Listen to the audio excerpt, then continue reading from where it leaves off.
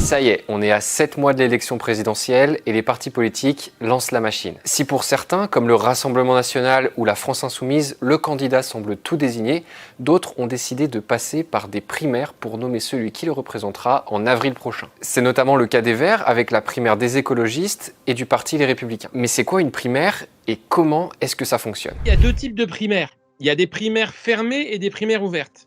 Des primaires fermées, c'est des primaires c'est une désignation d'un candidat par les militants et les adhérents d'un parti politique. Donc, les primaires ouvertes, on désigne le candidat d'un parti ou d'une force politique ou d'une famille politique, mais peuvent participer à ce vote non pas simplement les adhérents, mais ce qu'on va appeler les sympathisants. Ça vient essentiellement des États-Unis, où le Parti démocrate et le Parti républicain désignent leurs candidats à travers des primaires, mais c'est un système, attention, là-bas, qui est officiel, c'est institutionnel. Mais ça s'est aussi beaucoup développé en Europe dans les années 90 et notamment en Italie. En Italie, dans les années 90 et 2000, d'abord au niveau local puis au niveau national. En France, la première primaire remonte à l'élection présidentielle de 1995. Elle a été organisée par le Parti socialiste qui manquait alors d'une véritable figure, François Mitterrand étant gravement malade. Cette primaire était fermée, ce qui signifie que seuls les adhérents étaient habilités à voter. Elle a finalement désigné Lionel Jospin, qui s'est incliné au second tour de la présidentielle contre Jacques Chirac. La première primaire dite ouverte, elle, a eu lieu en 2011. Elle a une nouvelle fois été organisée par le Parti socialiste,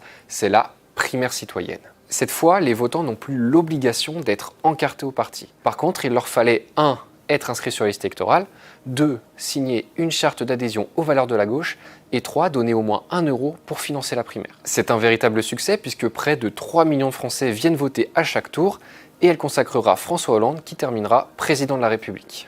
L'idée était d'asseoir la candidature du leader sur un suffrage beaucoup plus large, soit que les quelques dirigeants du parti qui jusqu'à présent décidaient qui serait le candidat quand même pour diriger la France, soit même des militants, c'est-à-dire 100 000, 150 000 personnes qui ne fournissaient pas la légitimité suffisante à ce qui doit être un candidat à la présidentielle, c'est-à-dire un président qui doit s'asseoir sur une légitimité beaucoup plus large. La primaire de 2012 est un succès total, puisque c'était la première primaire ouverte, qu'elle n'a pas donné lieu à la moindre contestation, et qu'elle a permis au vainqueur de la primaire de devenir ensuite président de la République. Mais une question se pose.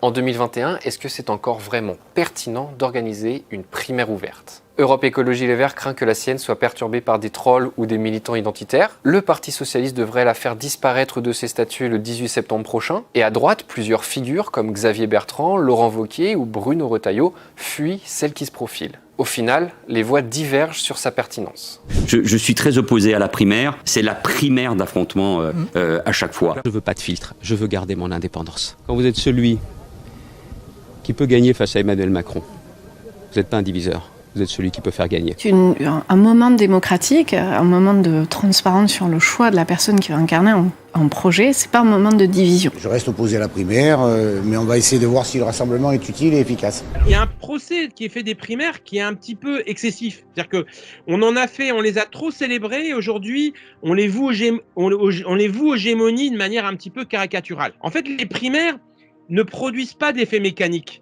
C'est pas forcément une machine à perdre, c'est pas forcément une machine à gagner.